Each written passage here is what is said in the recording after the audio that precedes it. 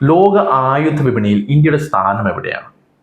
ആയുധ നിർമ്മാണത്തിൽ സ്വയം പര്യാപ്തത കൈവരിക്കാൻ ഇന്ത്യ കഠിനമായി ശ്രമിക്കുമ്പോഴും പുറത്തുവരുന്ന റിപ്പോർട്ടുകൾ നമ്മെ ചിന്തിപ്പിക്കുന്നതാണ്. ഇപ്പോൾ പുറത്തുവന്ന റിപ്പോർട്ട് അനുസരിച്ച് ആയുധ ഇറക്കുമതിയിൽ ഇന്ത്യ 2ാം സ്ഥാനത്താണ്. എന്തുകൊണ്ടാണ് ഇന്ത്യ ഇപ്പോഴും ആയുധ ഇറക്കുമതിയിൽ 2ാം സ്ഥാനത്തുള്ളത്? എന്താണ് ഈ റിപ്പോർട്ട് സൂചിപ്പിക്കുന്നത്? നമുക്ക് വിശദമായിട്ടൊന്ന് നോക്കാം. Stockholm International Peace Research Institute അഥവാ SIPRI പുറത്തുവിട്ട ഏറ്റവും പുതിയ റിപ്പോർട്ട് പ്രകാരമാണ് ഈ കണക്കുകൾ. 2020-24 കാലഘട്ടത്തിലെ കണക്കുകൾ പ്രകാരം ആഗോള ആയുധ ഇറക്കുമതിയുടെ 8.3% വിഹിതവുമായി ഇന്ത്യ 2ാം സ്ഥാനത്താണ്. മുൻപ് 1ാം സ്ഥാനത്തായിരുന്ന ഇന്ത്യയെ മറികടന്ന് ഇപ്പോൾ യുക്രൈനാണ് 1ാമതെത്തിയത്. റഷ്യയുമായിട്ടുള്ള യുദ്ധം കൊടുമ്പിരി കൊണ്ടിരിക്കുന്നതുകൊണ്ട് തന്നെ തങ്ങളുടെ ആയുധ ശേഖരം വർദ്ധിപ്പിക്കാൻ വേണ്ടി യുക്രൈൻ അമിതമായ ആയുധങ്ങൾ വാങ്ങുന്നത് കൊണ്ടാണ് അവർ ഇപ്പോൾ 1ാം സ്ഥാനത്തിരിക്കുന്നത്. എന്നാൽ ശ്രദ്ധേയമായ ഒരു കാര്യം, കഴിഞ്ഞ 5 വർഷത്തെ കണക്കുകൾ പരിശോധിച്ചാൽ ഇന്ത്യയുടെ ആയുധ ഇറക്കുമതിയിൽ 9.3% കുറവ് വന്നിട്ടുണ്ട് എന്നതാണ്. ഇത് ഇന്ത്യയുടെ ആഭ്യന്തര നിർമ്മാണ മേഖല ശക്തിപ്പെടുന്നതിന്റെ സൂചനയായി വിദഗ്ധർ കാണുന്നുണ്ട്.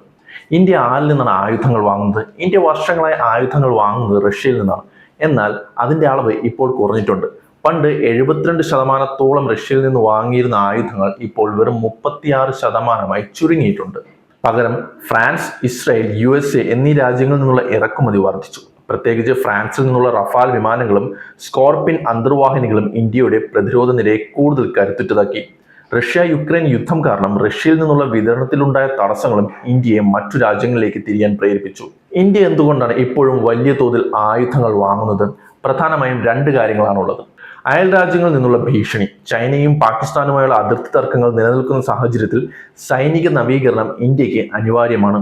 പഴയ ആയുധങ്ങൾ മാറ്റുക. ഇന്ത്യയുടെ പക്കലുള്ള സോവിയറ്റ് യൂണിയൻ സമയത്ത് വാങ്ങിയിട്ടുള്ള ടാങ്കുകളും ആയുധങ്ങളും മാറ്റി പുതിയ സാങ്കേതിക വിദ്യ ഉള്ളവ വാങ്ങിക്കുക എന്നതാണ് മറ്റൊരു കാരണം. അതേസമയം മേക്ക് ഇൻ ഇന്ത്യ പദ്ധതിയിലൂടെ ആയുധങ്ങൾ ഇന്ത്യയിൽ തന്നെ നിർമ്മിക്കാനുള്ള ശ്രമങ്ങൾ നടക്കുന്നുണ്ടെങ്കിലും അത്യാധുനിക എഞ്ചിനുകൾക്കും സെൻസറുകൾക്കുമായി നമ്മൾ ഇപ്പോഴും വിദേശ സാങ്കേതിക വിദ്യയെ ആശ്രയിക്കുന്നു. ചുരുക്കത്തിൽ ഇന്ത്യ ലോകത്തിലെ ആയുധങ്ങൾ വാങ്ങുന്ന 2ാമത്തെ രാജ്യം എന്ന് പറയുമ്പോൾ അത് ചൂണ്ടിക്കാണിക്കുന്ന നമ്മുടെ സൈനിക കരുത്തും അതുപോലെ തന്നെ നമ്മുടെ സുരക്ഷാ വെല്ലുവിളികളുമാണ്. എന്തായാലും ഇന്ത്യയിൽ ഇത്തരം ആയുധങ്ങൾ നിർമ്മിക്കാനുള്ള ശ്രമങ്ങൾ നടന്നുകൊണ്ടിരിക്കുന്നുണ്ട്. അങ്ങനെ നടക്കുകയാണെങ്കിൽ ഇന്ത്യ ആയുധം ഇറക്കുന്ന രാജ്യം മാറിയിട്ട് ആയുധങ്ങൾ എക്സ്പോർട്ട് ചെയ്യുന്ന രാജ്യമായി മാറുമെന്നാണ് വിദഗ്ധർ പറയുന്നത്. എന്തായാലും അങ്ങനെ നടക്കുമോ ഇല്ലയോ എന്നറിയാൻ നമുക്ക് കാത്തിരിക്കാം.